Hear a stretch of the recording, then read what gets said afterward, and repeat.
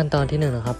เราก็จะทำการล้างปอดทำความสะอาดคราบเลือดหรืออื่นที่ติดอยู่ที่ปอดเพื่อให้สะอาดและทำให้การดำเนินการทดลองทำได้สะดวกมากยิ่งขึ้นนะครับขั้นตอนที่2นะครับเราจะทำการตรวจสอบสภาพปอดนะครับว่ามีปัญหาหรือว่ามีรอยรั่วอะไรหรือเปล่านะครับเราจะได้ทราบปัญหาของปอดของกลุ่มเราครับ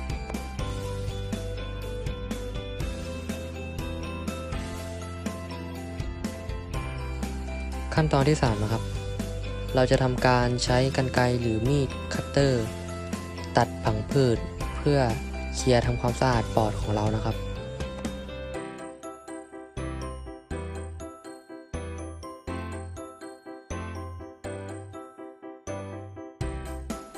ขั้นตอนที่4นะครับ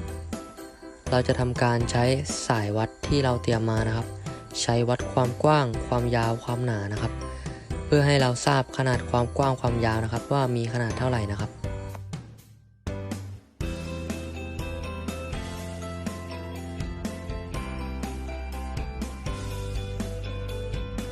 ขั้นตอนที่5นะครับเราจะทำการใช้ที่สูบลมนะครับ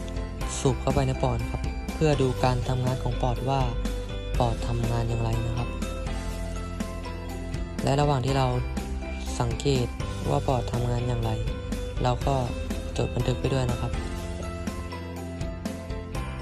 จะสังเกตได้ว่าปอดมีการพองตัวนะครับเพราะว่าออกซิเจนเข้าไปในถุงลม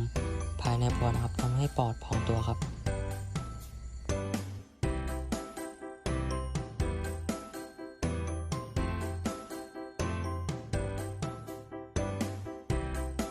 ขั้นตอนที่6นะครับเราจะทำการตัดกล่องเสียงออกนะครับและทำการหั่นหลอดลมเป็นแว่นๆนะครับและเราใช้สายตาและมือนะครับดูและสัมผัสว่าหลอดลมมีลักษณะเป็นอย่างไรนะครับขั้นตอนที่7นะครับ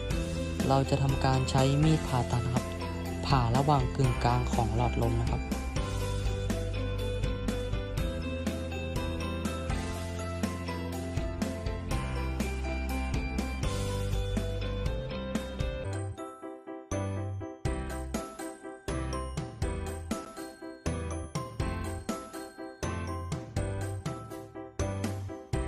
ขั้นตอนที่8นะครับ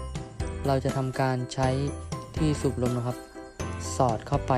ตรงรูที่เราผ่ากึ่งกลางระหว่างหลอดลมนะครับมันจะมีรูเล็กๆนะครับเราก็สูบเข้าไปนะครับสูบดูเพื่อเช็คปอดแต่ละรูแต่ละข้างนะครับว่าทำงานเป็นอย่างไรบ้าง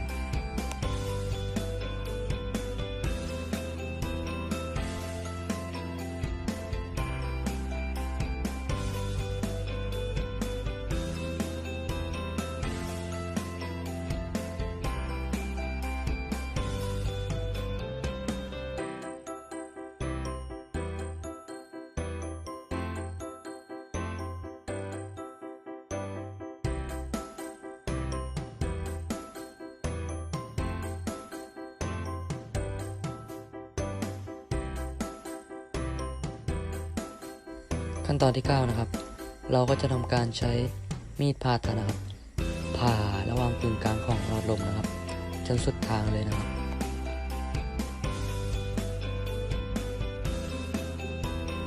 ขั้นตอนที่10นะครับ